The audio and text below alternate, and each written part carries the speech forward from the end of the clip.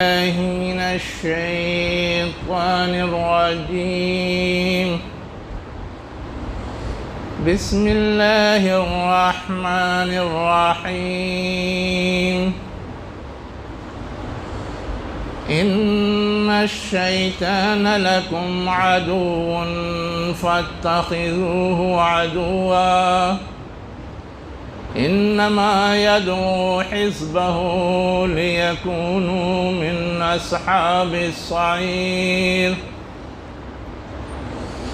الذين كفروا لهم عذاب شديد والذين آمنوا وعملوا الصالحات لهم مغفرة وأجر كبير. شروع اللہ کے نام سے جو انتہائی مہربان ہمیشہ رحم فرمانے والا ہے. بے شک شیطان تمہارا دشمن ہے، پس اسے دشمن بناؤ. وہ اپنی پارٹی کو پکارتا ہے تاکہ وہ سب جہنمیوں میں سے ہو جائیں. وہ لوگ جنہوں نے کفر کیا ان کے لیے دردناک اور شدید عذاب ہے، اور وہ لوگ جو ایمان لائے اور نیک عمل کیے ان کے لیے مغفرت اور بڑا اجر ہے. یہ سورہ فاطر کی آیت نمبر 6 اور 7 ہیں جو میں نے ابھی آپ کے سامنے تلاوت کی ہے. اگر میں آپ سے یہ سوال کروں کہ ہمارا اور آپ کا سب سے بڑا دشمن کون ہے،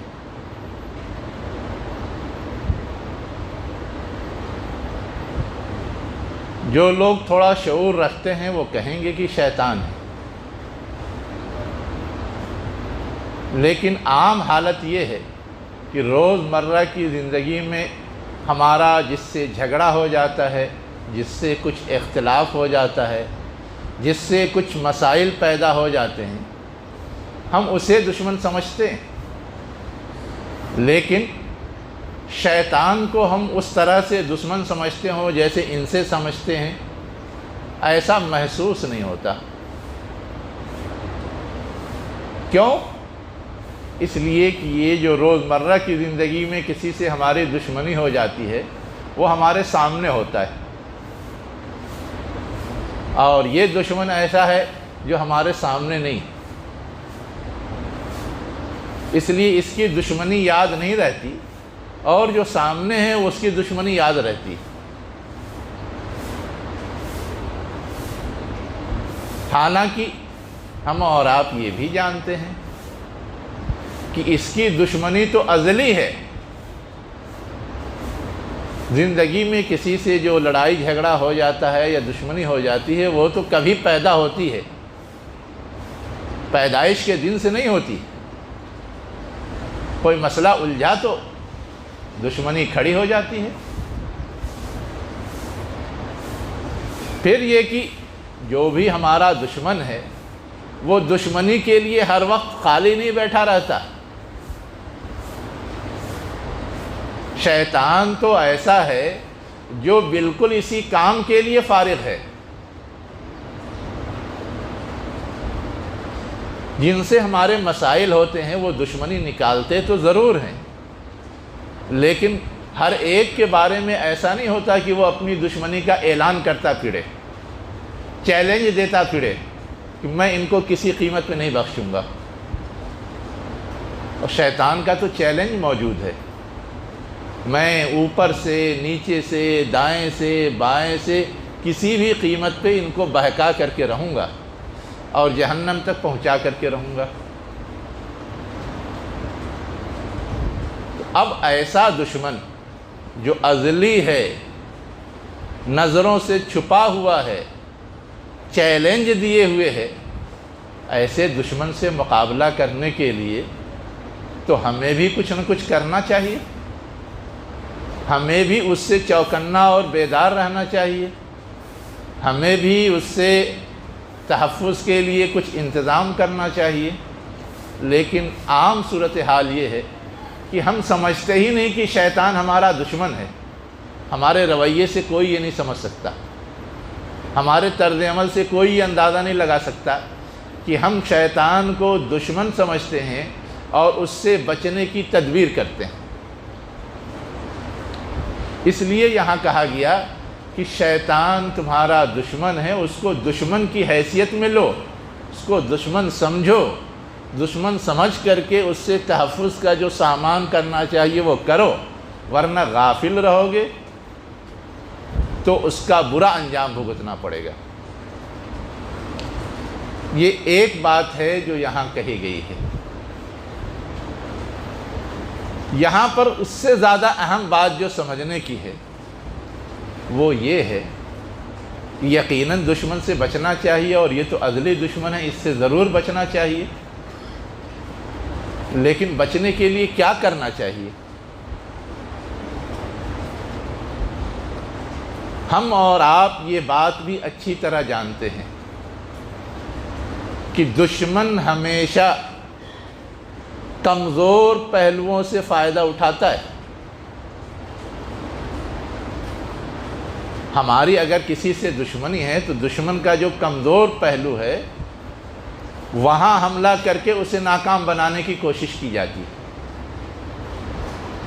شیطان بھی ہم پہ اور آپ پہ جو حملہ آور ہوتا ہے، ہم سے اور آپ سے جو دشمنی نکالتا ہے، وہ بھی ہماری اور آپ کی کمزوریوں کو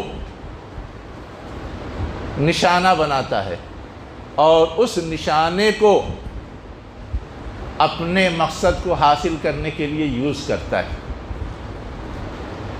تو اگر ہم بچنا چاہتے ہیں تو سب سے پہلی ضرورت تو یہ ہے کہ ہمیں اپنی ان کمزوریوں کا ادراک ہو، احساس ہو، اندازہ ہو کہ وہ کون سی کمزوریاں ہیں جس سے دشمن فائدہ اٹھا سکتا ہے۔ اگر ہم وہاں چوکس ہیں، ہوشیار ہیں، تو ہم محفوظ رہیں گے، اور ذرا غفلت ہوگی تو ہم خطرے میں آ جائیں گے۔ ہم اور آپ جانتے ہیں اللہ کے رسول جب غزوہ احد میں گئے تو میدان کا جائزہ لینے کے بعد اندازہ ہوا کہ یہ پہاڑی کا جو راستہ ہے یہ ایک کمزور پوائنٹ ہے، وہاں سے دشمن حملہ کر سکتا ہے۔ اس کے تحفظ کے لیے آپ نے صحابہ کرام کا ایک گروہ فٹ کر دیا،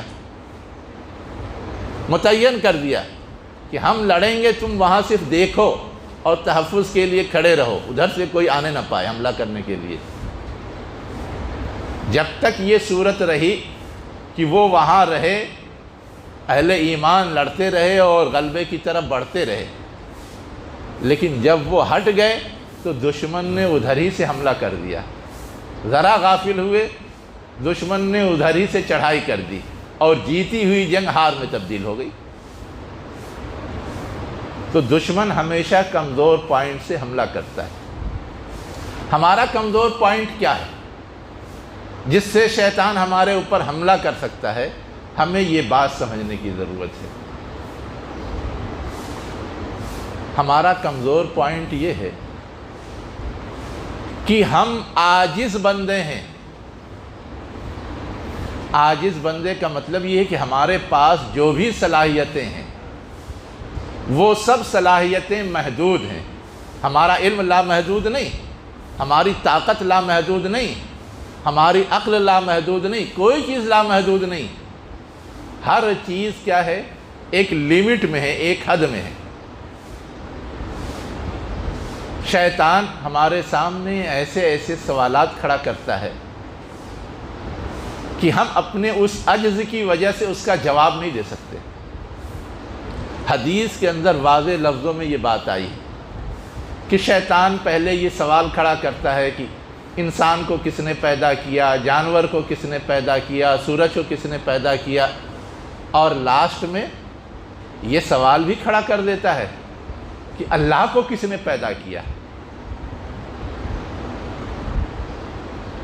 پھر حدیث میں یہ رہنمائی دی گئی ہے کہ یہ سوال انسان کے علم کی رسائی سے باہر ہے، اس لیے اسے اس طرح کے سوال کے جواب دینے کے چکر میں نہیں پڑنا چاہیے.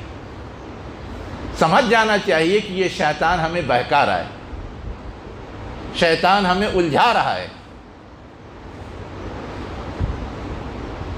ویسے ہی کوئی بھی چیز اگر بار بار کہی جائے تو لگتا ہے کہ یہ فضول بات ہے. اب نماز پڑھنا ہے، امام صاحب خطبہ دینے کے لیے کھڑے ہوں اور پورے خطبے میں 50 بار دہرائیں کہ نماز پڑھو نماز پڑھو نماز پڑھو نماز پڑھو، تو ہمیں کیا احساس ہوگا؟ ایک بار دو بار کہہ دیا کافی ہے، 50 بار تو فضول کا بولے جا رہے ہیں.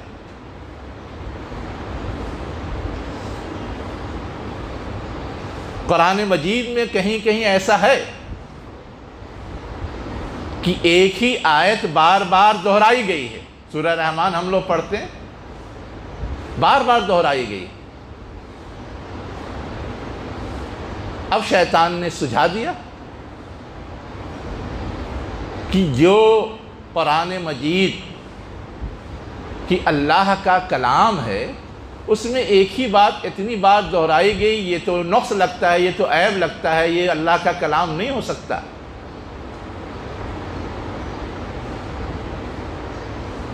ایک عقل مند کے سامنے یہی سوال رکھا گیا، اس کی سمجھ میں نہیں آیا تو اب اس کا مقدمہ وقت کے قاضی اور وقت کے خلیفہ کے پاس پہنچایا گیا. خلیفہ نے کہا کہ یہ شخص جس نے یہ سوال کیا ہے اس کو کھڑا کر کے اس کے بدن کے جتنے اعضاء ڈبل ہیں، ہمارے آنکھ دو ہیں، ہمارے ہاتھ دو ہیں، ہمارے پیر دو ہیں، ان میں سے ایک ایک کاٹ ڈالو، نکال ڈالو. ایک کان کاٹ دو، ایک ہاتھ کاٹ دو، ایک پیر کاٹ دو، ایک آنکھ نکال دو. جب یہ حکم دیا بادشاہ سلامت نے تب اس کے کان کھڑے ہوئے کہ اگر یہ سب کاٹ دیا جائے گا تو میری زندگی تو اجیرن ہو جائے گی. اب زندگی اگر اجیرن ہو جائے گی، پریشان کن بن جائے گی، تو سمجھ میں آیا کہ ہاں ان کے ڈبل ہونے کا فائدہ ہے. تو اس طرح شیطان الجھاتا ہے. ایسے سوالات اگر ہمارے سامنے آتے ہیں تو ہمیں اس پہ چوکنا رہنا چاہیے. دوسری چیز جو ہمیں اور آپ کو سمجھنے کی ہے وہ یہ ہے کہ شیطان ہمیں اور آپ کو بہکانے کے لیے وسوسے ڈالتا ہے.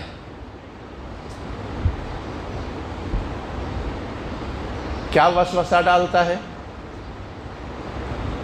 یہ وسوسہ ڈالتا ہے کہ جو چیز صحیح ہے اپنی جگہ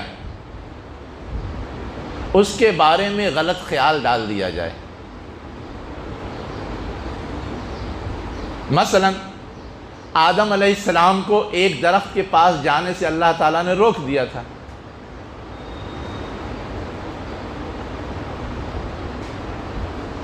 شیطان نے کیا کہا کہ اس درخت کے پاس جانے سے جو روکا گیا ہے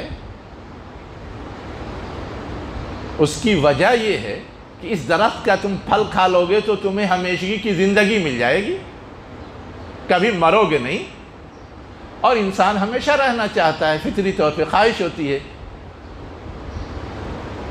آگے جھانسے میں، حالانکہ یہ حقیقت بھی ہمیں اور آپ کو معلوم ہے کہ اللہ کے علاوہ اس کائنات کی کوئی چیز ہمیشہ رہنے والی نہیں ہے، لیکن آگے جھانسے میں شیطان یہ ورغلاتا ہے، یہ شبہ ڈالتا ہے کہ اللہ کے راستے میں خرچ کرو گے تو کل تمہیں اپنے لیے خرچ کرنے کے لیے پیسہ نہیں رہے گا، اس لیے بہت زیادہ اللہ کے راستے میں خرچ مت کرو. اب انسان یہ بھول جاتا ہے کہ اللہ ہی کا تو دیا ہوا ہے، جیسے آج اللہ تعالیٰ نے دیا ہے کل بھی دے سکتا ہے اگر میں اللہ کے راستے میں خرچ کرتا ہوں. لیکن جو اس جھانسے میں آ جاتا ہے وہ بخیلی دکھاتا ہے. تو انسان کی ایسی بہت ساری کمزوریاں ہیں. انسان کے اندر حسد کا مادہ ہے، لالچ کا مادہ ہے، غصے کا مادہ ہے، سہولت پسندی کا مادہ ہے، اور کیا کہتے ہیں جلد بازی کا مادہ ہے. یہ ساری کمزوریاں ہیں. انہی سارے راستوں سے شیطان انسان کو گمراہ کرنے کی کوشش کرتا ہے، ورغلانے کی کوشش کرتا ہے۔ سہولت پسندی کا راستہ ہے، انسان سوچتا ہے کہ کم کر کے زیادہ پا جاؤں۔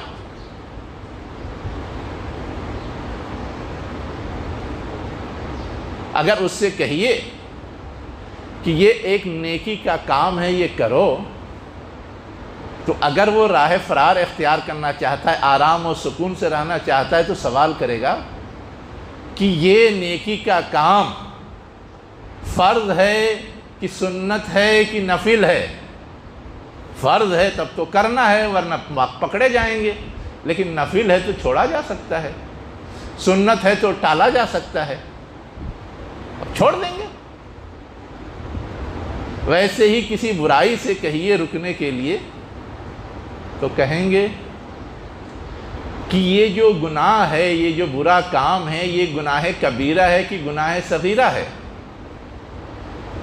کبیرہ ہے تب تو رک جائیں، اور صغیرہ ہے تو کیا جا سکتا ہے، اس سے کوئی بڑا گناہ تھوڑا نہ ہوگا، تھوڑا بہت ہوگا، اللہ بڑا غفار ہے، رحیم ہے، رحمان ہے، بخش دے گا، اس بھروسے پہ کرنا شروع کر دیتے ہیں۔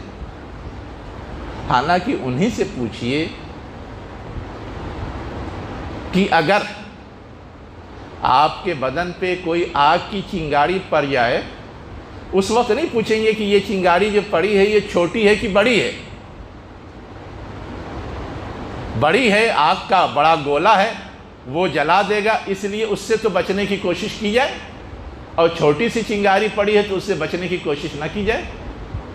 اس وقت ایسا نہیں سوچتے، اس لیے کہ اس وقت تو یہ سمجھتے ہیں کہ یہ چنگاری جو پڑی ہے یہ تو کپڑے کو جلائے گی، بدن کو جلائے گی، ہم بھی جل سکتے ہیں، اس لیے اس کو فوراً بجھانا چاہیے، اس سے بچنے کی کوشش کرنی چاہیے، اسے فوراً ہٹانا چاہیے۔ اور گناہ کے بارے میں یہ خیال نہیں کرتے کہ چھوٹا ہو چاہے بڑا ہو، وہ تو نقصان پہنچائے گا ہی۔ اگر یہ احساس ہو تو یہ نہیں پوچھیں گے کہ یہ چھوٹا گناہ ہے کہ یہ بڑا گناہ ہے، اس سے بچنے کی کوشش کریں گے۔ تو ہمیں اور آپ کو جو چیز اصلاً سمجھنے کی ضرورت ہے وہ یہ ہے کہ یہ جو ہمارا بڑا دشمن ہے وہ کس کس ذریعے سے ہم پہ حملہ آور ہوتا ہے، ہمارے کن کن کمزور پوائنٹ کو وہ یوز کرتا ہے، اور اس کے حوالے سے ہمیں چوکس اور بیدار رہنا چاہیے۔ اگر ہم اس بات کا اہتمام کریں گے تو شیطان کبھی بھی ہم پہ کامیاب نہیں ہو سکتا، کبھی بھی کامیاب نہیں ہو سکتا، اس لیے کہ اللہ نے قرآن مجید میں ڈکلیئر کر دیا ہے کہ شیطان زبردستی کوئی چیز نہیں منوا سکتا، کوئی چیز انسان سے نہیں کروا سکتا جب تک کہ انسان خود کسی درجے میں اس کے لیے آمادہ نہ ہو۔ جب وہ آمادہ ہو جاتا ہے، ایسے ہی بہکانے، پھسلانے، ورغلانے، کنفیوز کرنے، شک و شبہ پیدا کرنے سے تو پھر شیطان کی چال کامیاب ہو جاتی ہے۔ تو ہمیں اور آپ کو یہ بات بنیادی طور پہ سمجھنے کی ضرورت ہے۔ ایک آخری بات جو اس حوالے سے میں کہنا چاہتا ہوں وہ یہ ہے کہ ہم یہ کیسے پہچانیں گے، کیسے یہ احساس کریں گے، کیسے یہ شعور ہمارے اندر پیدا ہوگا کہ ان شیطان ہمارے کمزور پوائنٹ سے ہمارے اوپر حملہ کر رہا ہے؟ کیسے ہم یہ سمجھیں گے؟ اس کا آسان نسخہ ہے۔ کوئی بھی معاملہ آپ کے سامنے آئے، آپ یہ دیکھیے کہ یہ معاملہ قرآن اور حدیث کے مطابق ہے، کرنا چاہیے یا نہیں۔ اگر قرآن حدیث کے مطابق صحیح ہے تو کرنا چاہیے، اگر اس کو کرنے کی خواہش پیدا ہو رہی ہے اس کا مطلب یہ ہے کہ آپ شیطان کے ورغلانے سے محفوظ ہیں۔ اور اگر کوئی چیز غلط ہے اس سے بچنا چاہیے اور آپ کو یہ احساس ہوتا ہے کہ یہ مجھے نہیں کرنا چاہیے، اس کا مطلب یہ ہے کہ آپ اس کے حملے سے محفوظ ہیں۔ لیکن اب اگر اس کی طرف سے کوئی ایسی بات آتی ہے کہ قرآن و حدیث میں یہ بات ہے کہ یہ کرنا چاہیے، لیکن ہمارے اندر خواہش نہیں پیدا ہوتی کہ کرنا چاہیے، ہم سستی کا، کاہلی کا شکار ہو جاتے ہیں، اس کا مطلب یہ ہے کہ شیطان اپنے حملے میں کامیاب ہو رہا ہے۔ آسان سا نسخہ ہے، جو کام ہے اس کو قرآن حدیث کی بنیاد پہ چیک کیا جائے اور یہ دیکھا جائے کہ اس کو کرنے کی خواہش پیدا ہو رہی ہے، جو صحیح کام ہے اس کا مطلب ہم محفوظ ہیں، اور اگر نہیں ہو رہی ہے تو اس کا مطلب یہ ہے کہ ہم محفوظ نہیں ہیں، شیطان ہم کو اپنی طرف کھینچے جا رہا ہے۔ اس وقت تحفظ کے لیے ہمیں ایک نسخہ بتایا گیا ہے، اللہ کو یاد کریں۔ اللہ کو یاد کرنے کا مطلب ہے کہ اللہ کے سامنے جواب دہی کو یاد کریں، کہ ہم کچھ بھی کریں گے، وہ کام کریں گے تو اچھا بدلہ ملنے والا ہے، نہیں کریں گے تو پکڑ ہونے والی ہے۔ اگر یہ چیز ہم یاد کر لیں تو پھر ہم اور آپ اس وقت سنبھل سکتے ہیں۔ اسی لیے ہر ایسے موقع پر جو اہم ہو ہمیں شیطان سے پناہ مانگنے کی ہدایت کی گئی ہے۔ قرآن پڑھنا شروع کرتے ہیں، اعوذ باللہ من الشیطان الرجیم کہتے ہیں۔ کوئی بھی ایسا قدم اٹھانا ہو تو یہ ایک نسخہ ہے جو ہمیں اور آپ کو بتایا گیا ہے۔ اللہ ہمیں بھی اس بڑے شیطان کے بارے میں یہ شعور بخشے کہ ہم اسے واقعی دشمن سمجھ سکیں اور اس سے بچنے کی جو تدابیر ہیں اسے اختیار کر سکیں۔ اقول قولی ھذا واستغفر اللہ لی ولکم اجمعین برحمتک یا ارحم الراحمین۔